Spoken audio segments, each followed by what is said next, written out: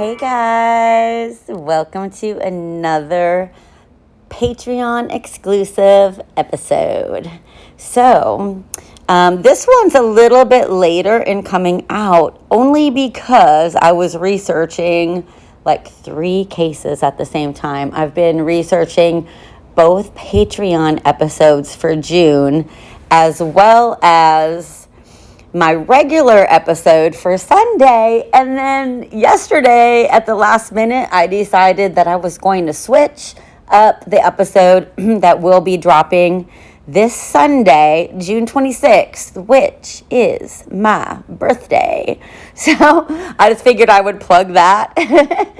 So this one is coming out today, and the second Patreon episode of the month will probably be dropping on the very last day of the month, which is Thursday, June 30th. So, moving forward, I hope to have my shit together to have them done, by the 15th and the 30th. But we'll see. We'll see how that goes. But you will always get, if you are on the 3rd tier of the Patreon, do not worry. You will always get 2 bonus episodes per month. If you're on the 2nd tier, you'll get 1 bonus episode per month. And if you just want to, just be on the 1st tier, you will be able to log on to patreon.com/alwaystalkingcrime and get all of the regular episodes a day early. So that's pretty cool, right? So anyways, let's just go right into it. This episode is going to be about the infamous Lizzie Borden. Lizzie Andrew Borden was born on July 19th, 1860 in Fall River, Massachusetts, to her parents, Sarah Anthony Borden and Andrew Jackson Borden. Isn't it kind of weird how both Lizzie and her mother have male middle names? So Lizzie's middle name is her father Andrew's first name, and I'd be willing to put a bet on it that her mom Sarah had a father named Anthony, because I just thought that was weird. I had never heard of that before, but maybe it was a thing that was done back in the day, because of course this is actually, I guess it's not my first older case, because I did do Leonarda Cianciulli, the Italian case, the chick that made soap out of her victims and little tea cakes out of their blood. So other than that, I usually like to stick with more recent cases, but something like Lizzie Borden, this is infamous, and pretty much everybody in the world has heard of Lizzie Borden. So I thought that this would be interesting. Anyway, Lizzie's father, Andrew, was of English and Welsh descent and had struggled financially as a young man, despite being the descendant of wealthy and influential local residents. He eventually prospered in the manufacturing and sale of furniture and caskets. And then he also became a successful property developer. He actually directed several textile mills and owned a considerable amount of commercial property. Andrew Borden was also the president of the United Savings Bank and a director of the Durfee Safe Deposit and Trust Company. Despite his wealth, though, Andrew was known for his frugality. For instance, the Borden home lacked indoor plumbing, although it was a common accommodation for wealthy people at this time.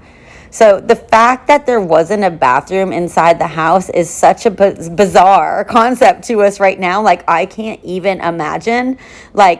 I don't even like to have to use an outhouse if I go camping. When I was married to my second husband, we would always go out to his family's cabin in Upper Michigan, and there was a bathroom, thank goodness. But if somebody was in the bathroom for a long time taking a shower or whatever, then there was also an outhouse. And I just hated it. I would actually have to almost piss my pants before I would go in and use it. So I can't even imagine this being a normal thing. So we've come a long way, haven't we? So the Borden home was located in an affluent area, but the wealthiest residents of Fall River, including Andrew's own cousins, lived in the more fashionable neighborhood that was called The Hill. It was located further from the industrial areas of the city. Lizzie and her sister, who was named Emma Lenora Borden, Emma was actually 10 years older than Lizzie. They both had a relatively religious upbringing. 3 years after the death of Lizzie's mother, Andrew wasted little time. So, Lizzie's mom died when they were young. I think Lizzie was 3 years old when this happened. But Andrew, wasted no freaking time. He got remarried to a woman named Abby Durfee Gray. Abby was 30 years old at the time of their marriage and had never been married previously. So she was basically considered to be what was called back then a spinster. She definitely wasn't considered to be in her prime by any means, but honestly, if you think about it, Andrew totally was not in his prime either. He had 2 girls to take care of, and a lot of people thought that their marriage was really one more of convenience than love. The Bordens had a live-in maid named Bridget Sullivan, whom they called Maggie. And I'm like, why though? I'm wondering, was Maggie a derogatory term for the help back then? That's really the only explanation I could think of, but I didn't really see anything in any research. It's just they called her Maggie. So I don't know if maybe her middle name was Margaret or something, or if that was just what they called anybody who was their maid, because they didn't give a fuck to really know what their help's real name was. So I don't know. But anyways, I'm going to call her Bridget because I listened to a couple podcasts. I did some research on YouTube, and a lot of people called Bridget Maggie, and I just feel that it's a bit disrespectful because that's not her real name. So I'm going to call her Bridget. But anyways, Bridget was 25 years old, and she had immigrated to the United States from the awesome country of Ireland. Woot, woot! So shout out to my Irish listeners and my Irish ancestors. So just a little F you, not an F you, I love you.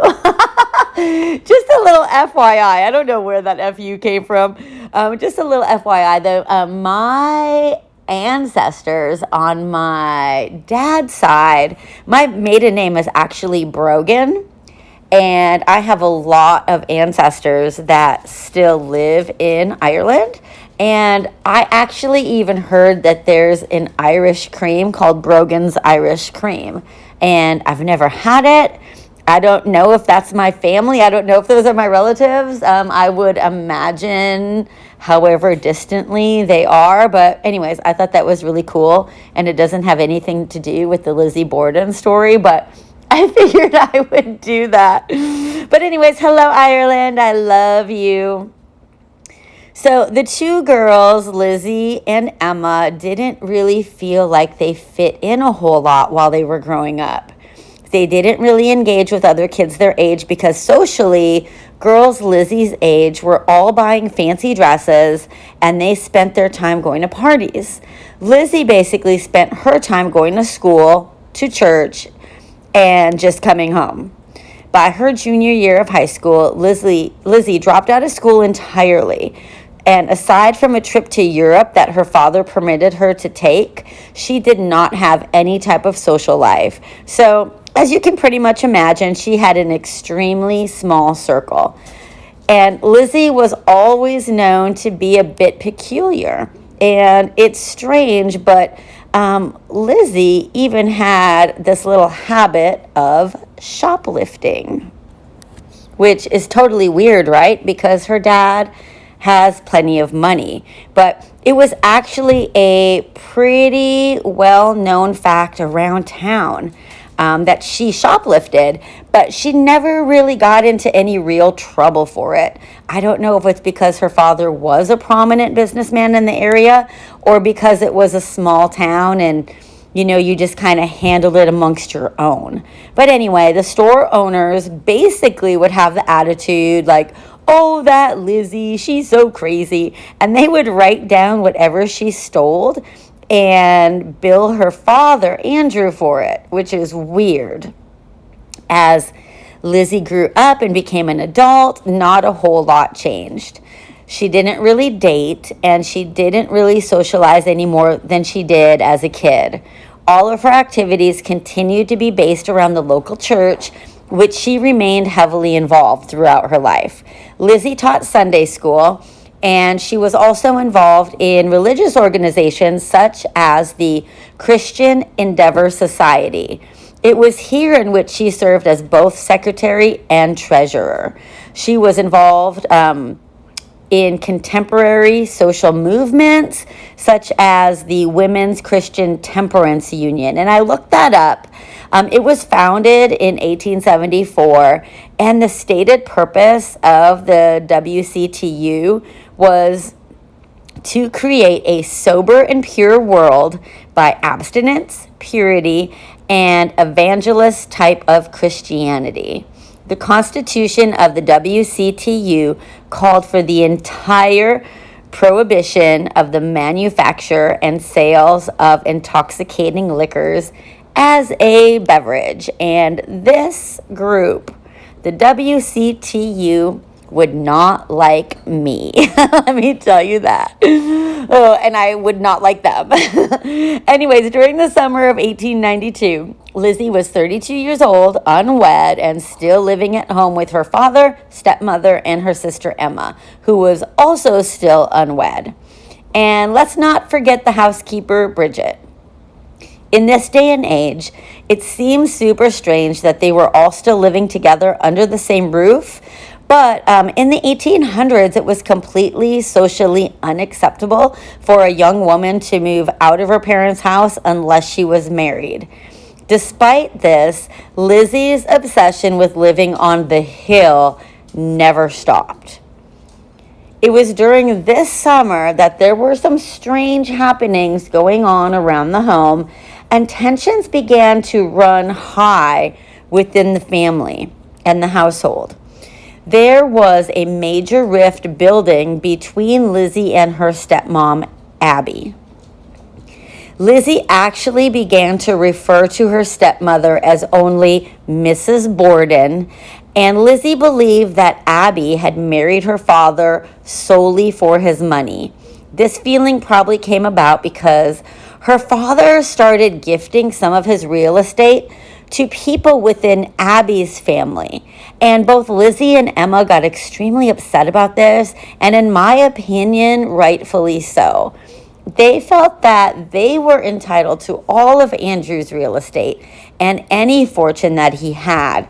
And he shouldn't be giving it away to Abby's family because, after all, they were not even blood related to them. To mend this rift, Andrew decided to give his daughters a house as well. And it's very strange, though, because he literally gives them this house, but then they turn around and immediately just sell it back to him for cash. And the cash that they sold it back to him for was the equivalent of about $150,000 in today's money. So I understand if they were socially not allowed to live in the property themselves, but they could have rented it out and created like an income stream from it, but instead they just sold it back to their dad for quick cash. Anyway, after all of this, their hard feelings against Abby were still not resolved. Something else that was strange that happened to the family this summer was that they started experiencing break-ins during broad daylight. So there was one break-in, for example, that the only things that had been taken from the home was $50 in cash and some of Abby's jewelry, but not all of Abby's jewelry. and absolutely nothing else besides that had been disturbed. It almost seemed as if the person who broke in knew exactly what they were looking for. Police were notified of this break-in, but just a few weeks afterwards, Andrew decided to call off the investigation. This to me is strange as fuck. So unless you know who broke into your house and you knew that you were going to handle it internally, why wouldn't you want the police to continue their investigation?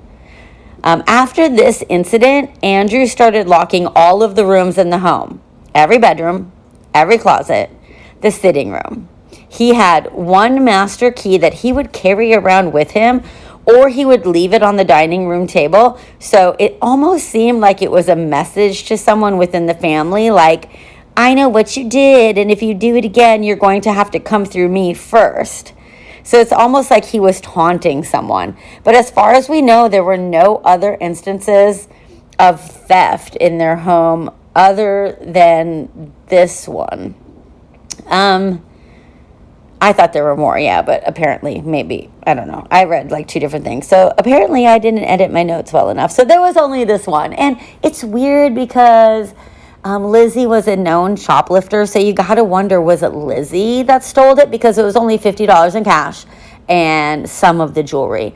Or maybe it was Bridget. I mean, who else would be in the house? Because in my opinion, if an outsider were to break in, you'd think that they're going to take either all the jewelry and $50 or other things would also be stolen. But who knows? The whole thing is just weird. Okay, moving on. One day in May of 1892, Andrew reportedly killed multiple pigeons in his barn with a hatchet, which is so disturbing to me. I'm not sure why he believed this, but for some reason, Andrew believed that these pigeons were attracting local children to come and hunt them. Like, it totally makes no sense to me. Like, who hunts pigeons? Like, did people ever hunt pigeons? Like, that's not really, I don't think that it's a bird that somebody hunts, but I might be wrong. But Lizzie loved animals like me and probably you, and she had begun to build a roost for the pigeons.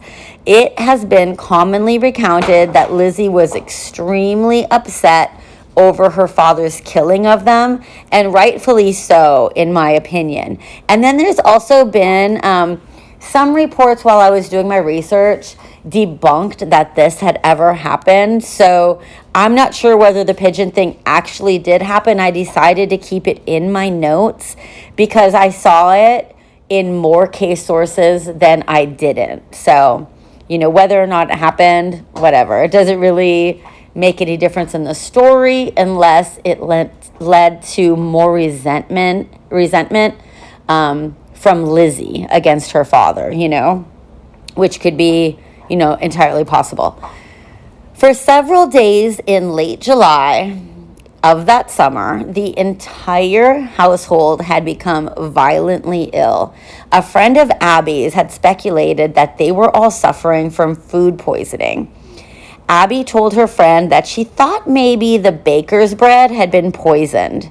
In addition, Lizzie herself had been telling a friend of hers the very night before her family was murdered, hey, I think my dad has enemies, and I think they're poisoning our milk. I'm even so afraid that these enemies might come burn our house down or do something bad to us. She went on to explain that she'd barely been sleeping because the entire family was sick, and she was so nervous. Just the day before the murders, the Bordens actually had a visitor, too. Lizzie's and Emma's Uncle John was in town and staying with them in their guest room. So, John was the brother of Andrew's first wife, Sarah. And from everything I could tell in my research, John didn't appear to be sick like the rest of the Bordens were. So we have to believe that whatever they had all come down with, whether it was a virus like the flu, or they were actually being poisoned, or they just simply had food poisoning from something that they ate, that was all happening before John arrived. So John Morse arrived on the evening of August 3rd, and he slept in the guest room that night. After breakfast the next morning, Andrew and John went to the sitting room and they were chatting for nearly an hour. John left just before 9 a.m. to go buy a pair of oxen and planned to return to the Borden home for lunch at noon. Andrew left for his morning walk shortly after this.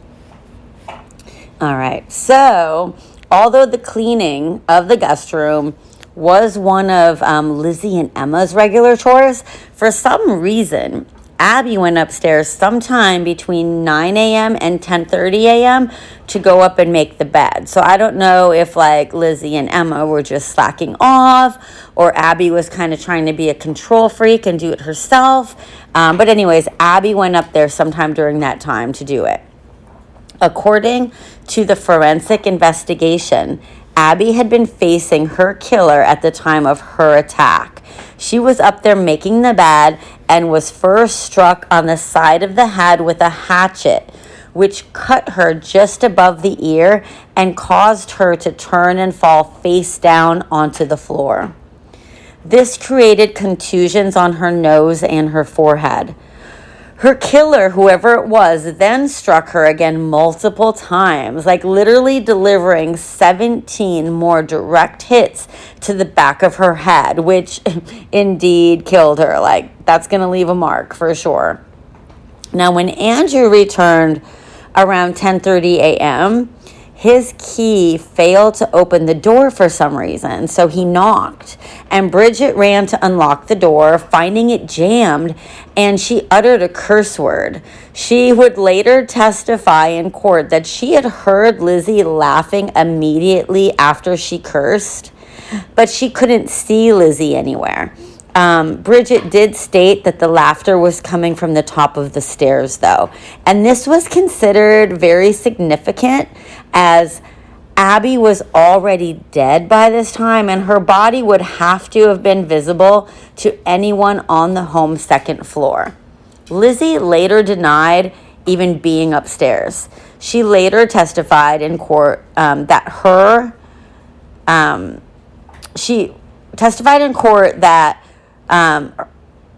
father had entered the house and asked her where Abby was. So she was testifying that she was downstairs with Bridget, and Bridget was the one that was opening up the jammed door. Lizzie had told her father that a messenger had come and delivered Abby a summons to go visit a sick friend. So she got some letter, saying her friend was sick, so she took off, which is so weird that she would say that. Lizzie also stated that she had then removed Andrew's boots and she helped him into his slippers before he lay down on the sofa for a nap, which this detail contradicted. It was contradicted by the crime scene photos, which I'm going to put up on Instagram, and I will also put them here on the Patreon. But it shows that Andrew was still wearing his boots when he died.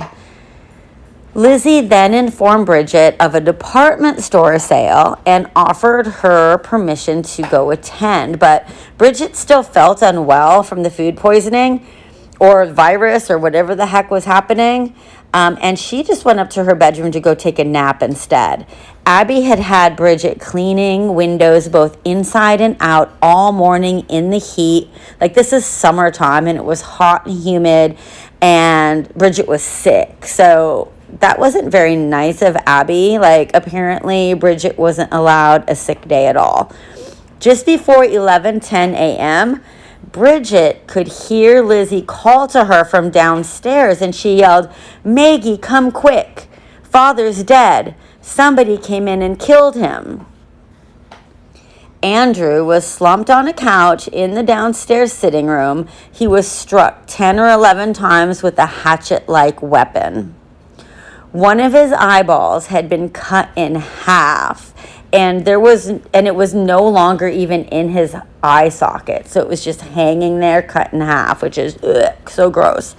And the still bleeding wounds suggested that it was a very recent attack. Dr. Bowen, the family's physician, arrived from his home across the street and pronounced him dead.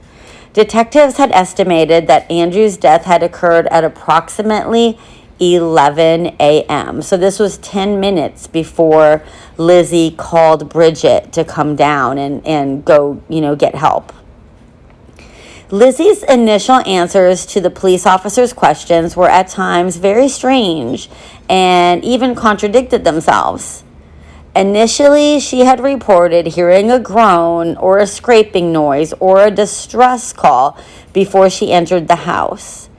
And then 2 hours later, she told police that she had heard nothing at all and entered the house not realizing that anything was even wrong.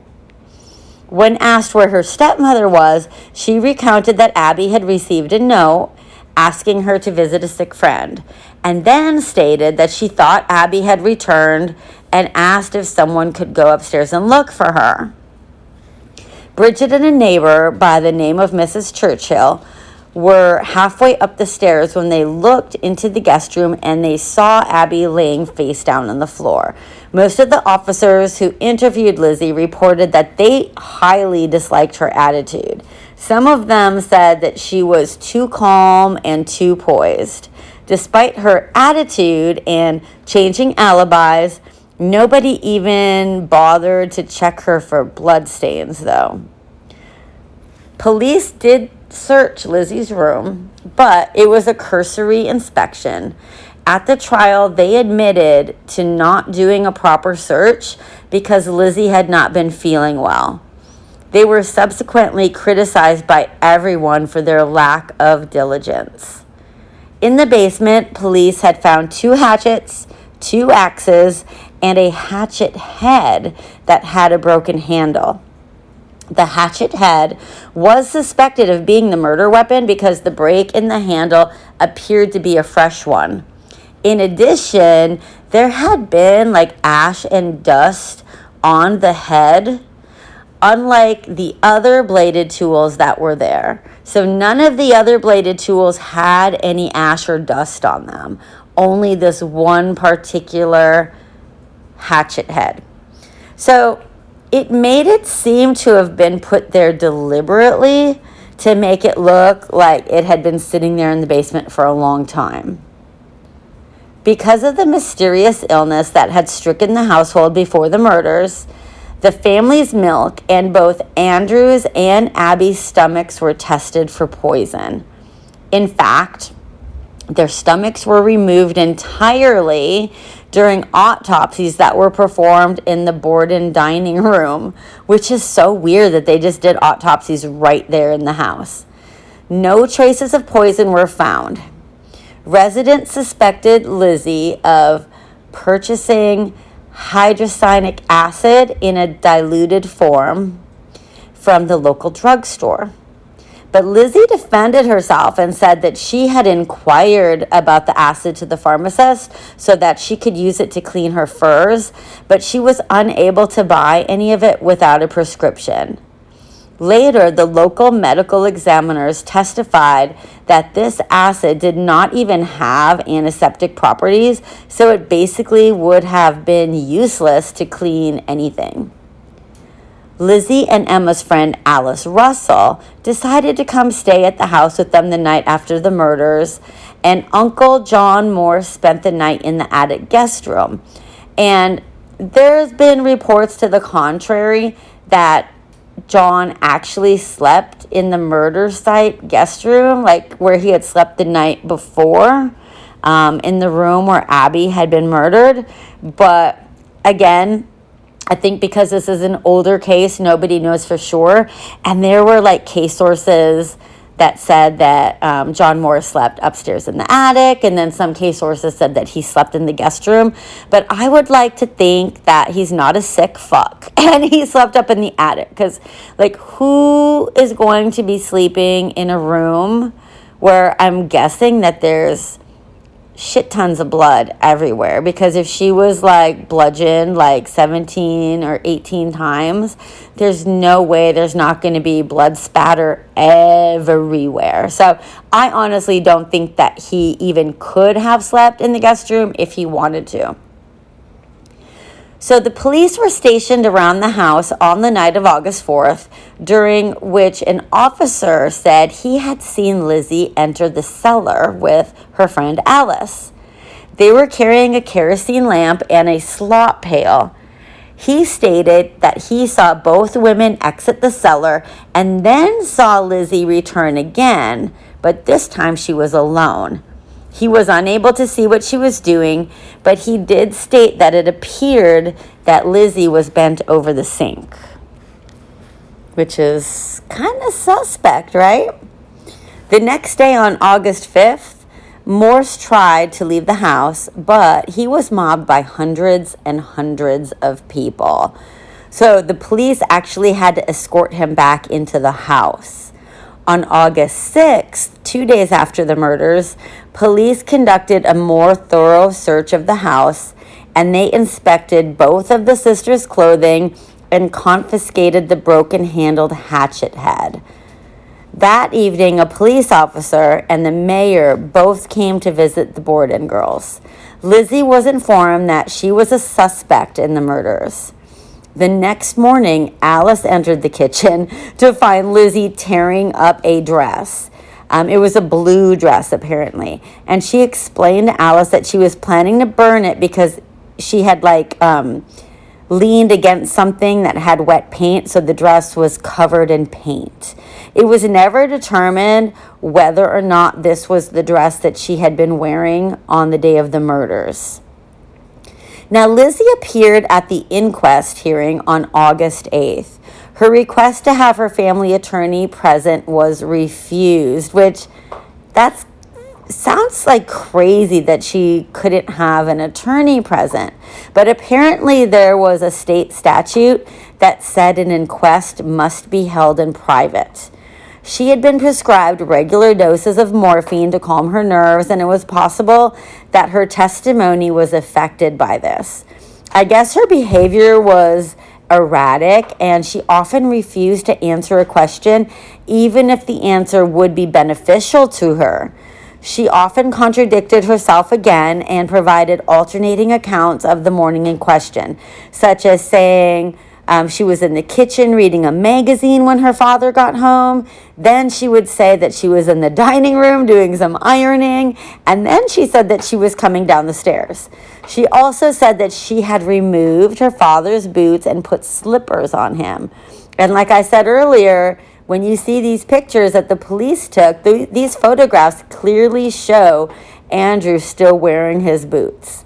The district attorney was very aggressive with Lizzie and very confrontational.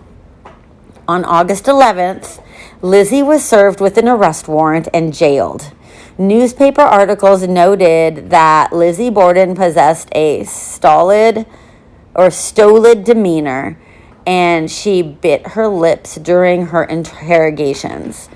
It was also reported that the testimony that was provided in the inquest had caused a change of opinion amongst her friends, who before strongly maintained that she was innocent. So all of her friends began, not that she had that many friends, but anybody that was on her side, they were all beginning to turn against her. The inquest received significant press attention nationwide also, including an extensive 3-page write-up in the Boston Globe. Like a 3-page write-up. That's crazy. Lizzie was transferred to another town to await trial. Fall River didn't have any kind of prison or housing for women, and this is a good indicator that back in those days, women did not commit heinous crimes like this, and surely not well-to-do church-going women like Lizzie, did things like this. But Lizzie had to wait almost an entire year before her trial began on June 5th of 1893. Just a few days before the trial began, there was another axe murder that occurred.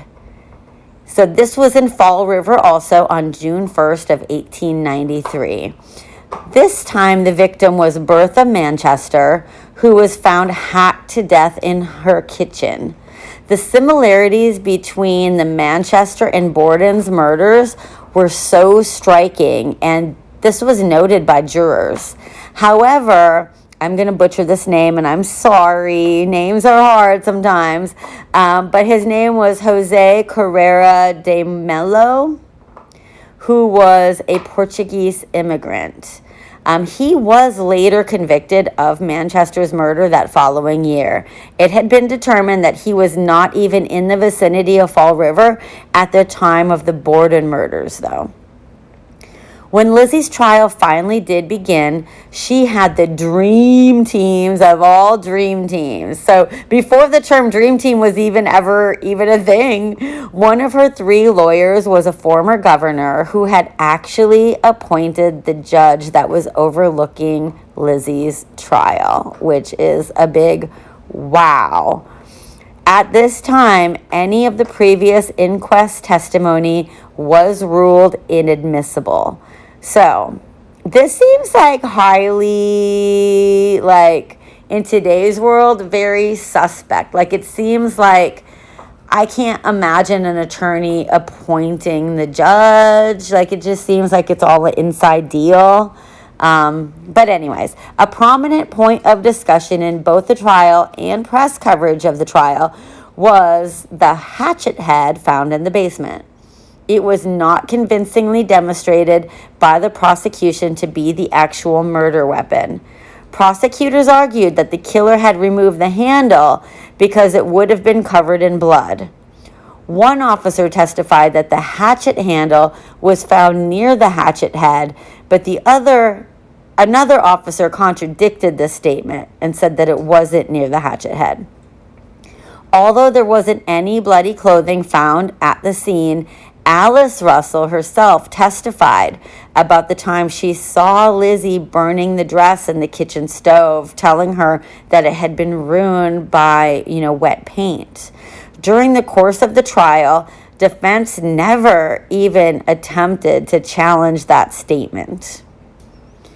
Lizzie Borden's presence at the home was also a point of dispute during the trial. According to testimony, Bridget went upstairs to the second floor of the home at around 10:58 a.m., leaving Lizzie and her father downstairs. Lizzie told several people that at this time, she went into the barn and was not in the house for 20 minutes or possibly a half an hour. A man named, this name, I'm going to act like a 12-year-old because I'm going to giggle. Because 12-year-old Kimi would think this is funny, but the guy's first name is Hyman. Okay, so his name is Hyman Lubinsky. Who the fuck would name their kid Hyman? I don't know. But anyways, he testified for the defense that he saw Lizzie leaving the barn at exactly 11:03 a.m. And another man who was named Charles Gardner confirmed the time. 11:10 a.m. is the time that Lizzie called Bridget downstairs, remember, and told her that her father had been murdered and ordered her not to enter the room. Instead, remember, Lizzie had sent her across the street to get help from the neighbor doctor, whatever. Now, this is super creepy as well as shocking as fuck, but, okay, both of the victims' heads had been removed during their autopsies, and the skulls of Andrew and Abby were admitted as evidence during the trial. This is crazy. Apparently, some unlucky person had the task to boil the heads, and this makes me realize that my job is not that bad after all. When Lizzie saw the skulls in the courtroom, she literally fainted. The evidence about Lizzie trying to purchase the hydrogen cyanide was excluded from the trial because the judge ruled that this incident was too remote in time to have any connection to the murders. The presiding associate justice, which is the judge, delivered a lengthy summary that supported the defense, by the way. So to the jury before it was sent to deliberate on June 20th of 1893, okay? So he gave them a summary that told the jury that he believed in the defense.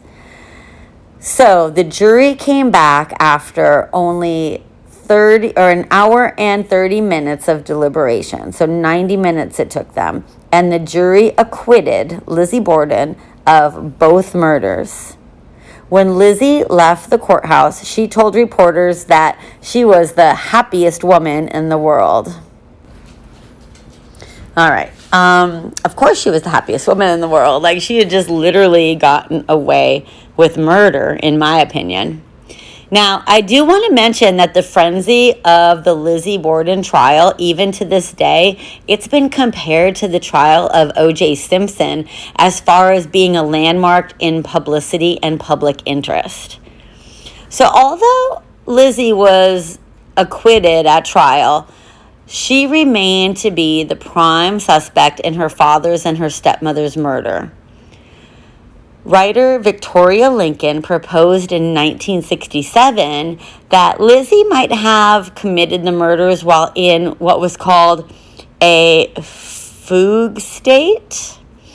And this is a disorder that is rare. It's a rare psychiatric phenomenon that's characterized by reversible amnesia for one's identity, including memories, personality, and other identifying characteristics of individuality.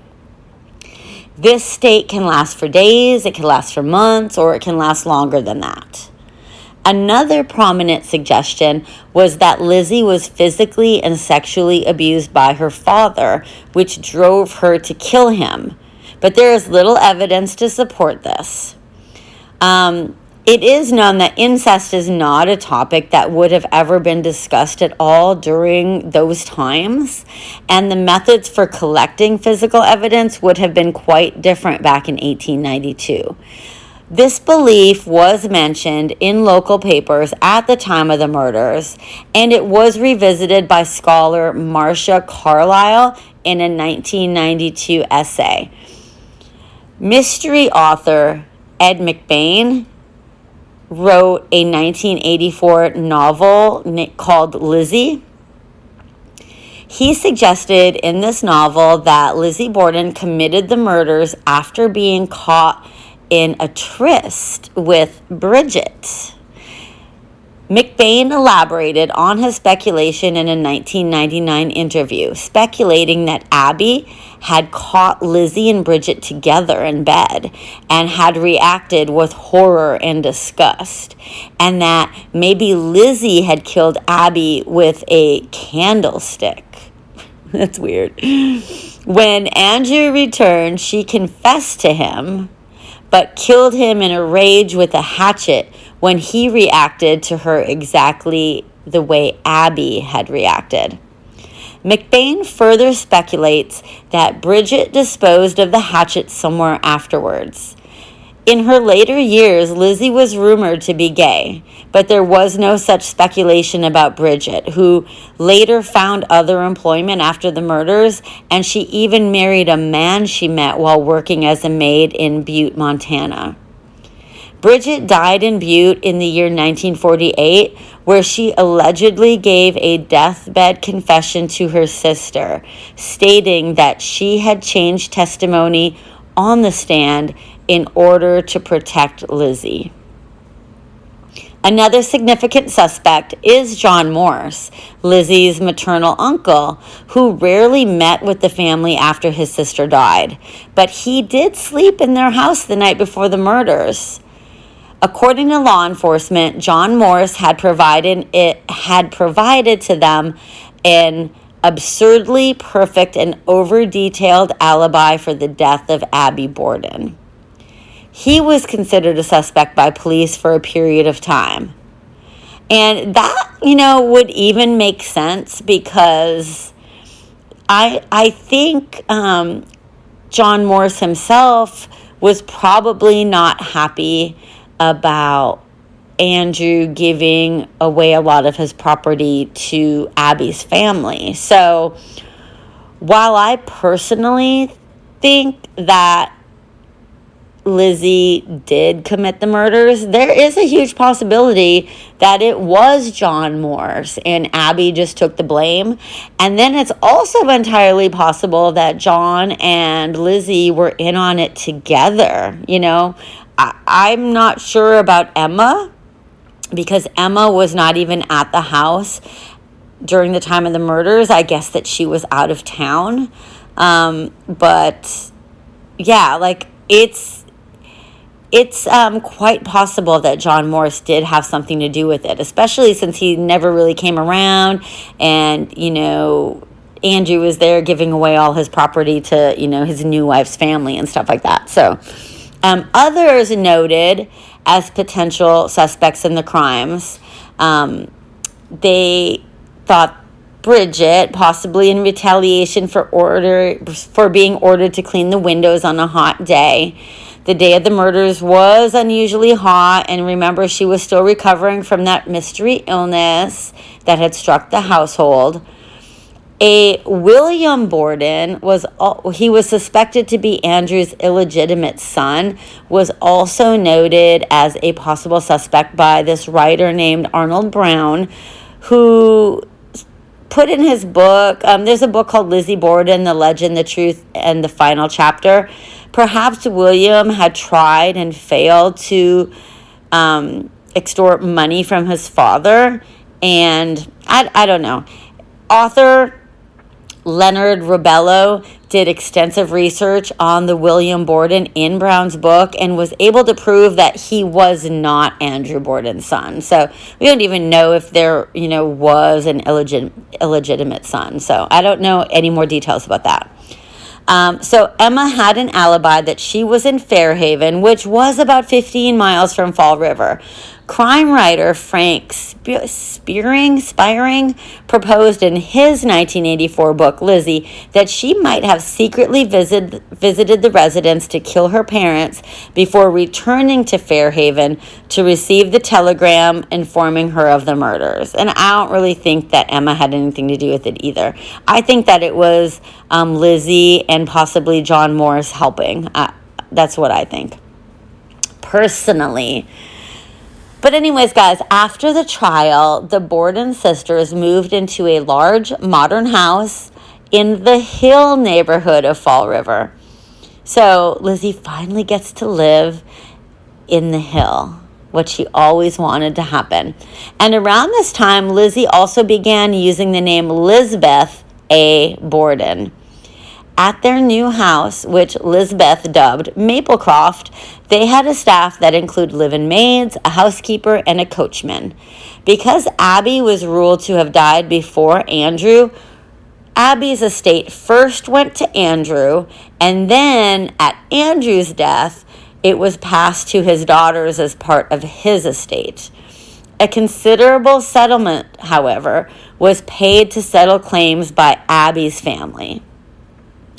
Despite the acquittal, Lizzie was ostracized by Fall River society. Her name was again brought into the public eye when she was accused of shoplifting in 1897 while she was in Providence, Rhode Island.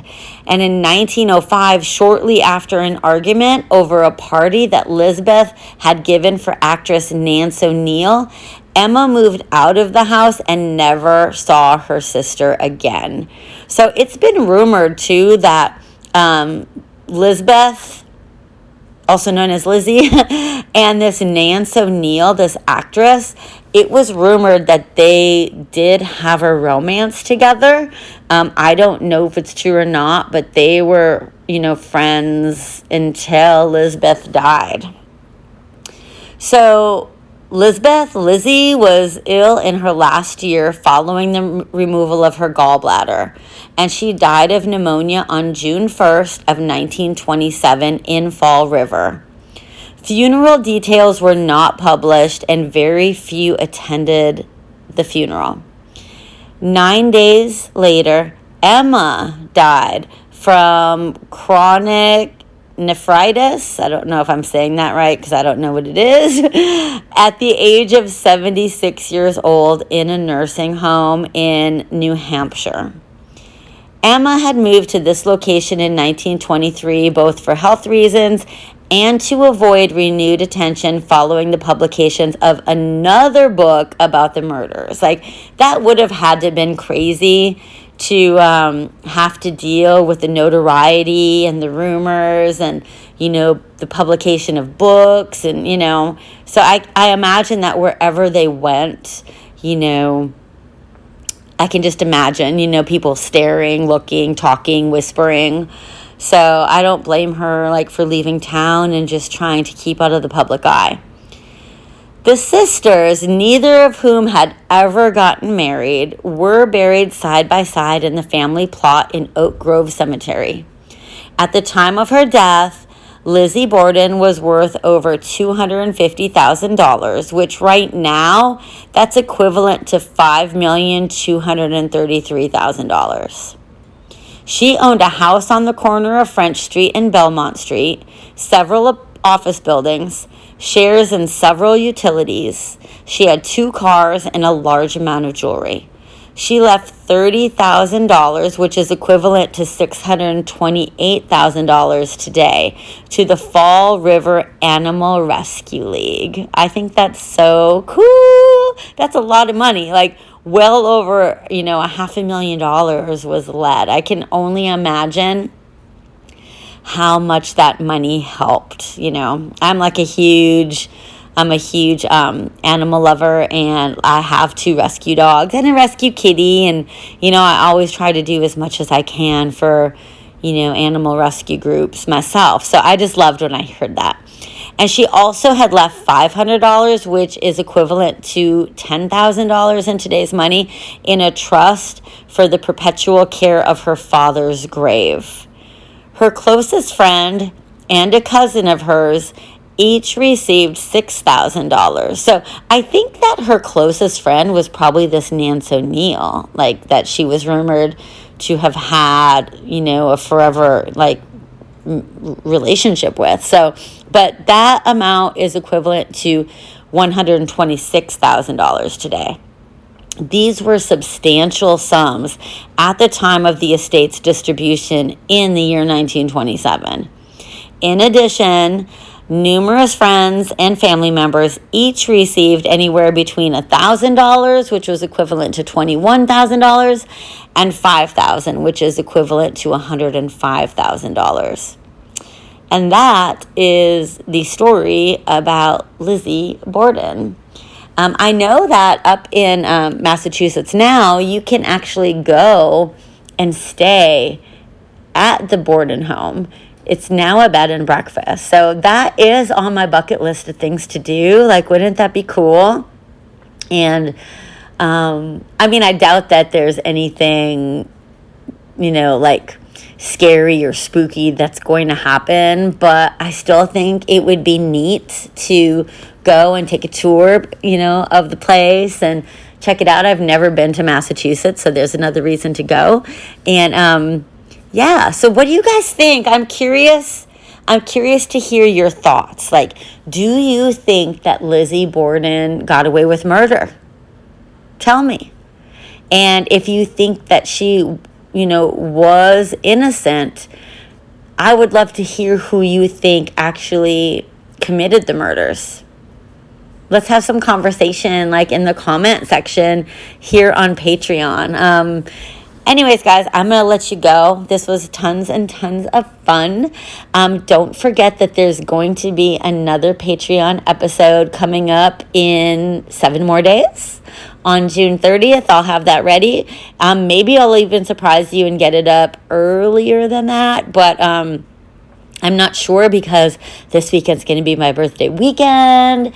And I've got a lot of fun is to be had. So I don't know if I'm going to have the time to get all my research done any earlier. So, and quite frankly, I haven't even decided which case I'm going to do for the Patreon episode. I know what I'm doing for my regular Sunday episode. That goes out to everybody. but I'm not certain about the next Patreon episode. So it's going to be a surprise even to me. So anyways, love you guys. I always appreciate hearing from you. Feel free to drop me an email if you have any thoughts. If you want to recommend a case, that would be super cool too. I'd love some input. My email address is alwaystalkingcrimepodcast@gmail.com. And you can also find me on Instagram. I'm on the Insta, and you can DM me there. I do have a TikTok. Not super, used to doing anything on TikTok yet. I've posted a few things, but if you reach out to me there, I really only go on TikTok. This is shameful for me to say in this day and age, but I probably click on my TikTok app once every 2 weeks. So if you message me on TikTok, you won't hear back from me right away. Just wanted to point that out. But anyways, guys, I love you. I appreciate you. And I can't wait to tell you another story next time. Until then, keep talking crime.